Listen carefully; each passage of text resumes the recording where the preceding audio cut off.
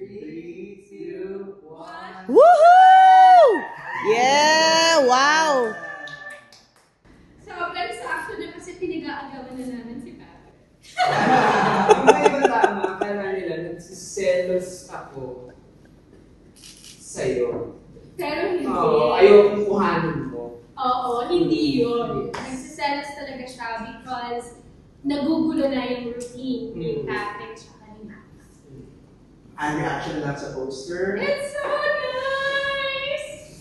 I love it. I love it. It really speaks of where we are now in the story. So, this is our very own, and I hope you guys love it.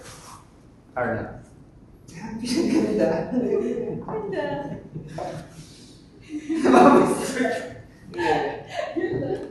Ang cute, di ba pa?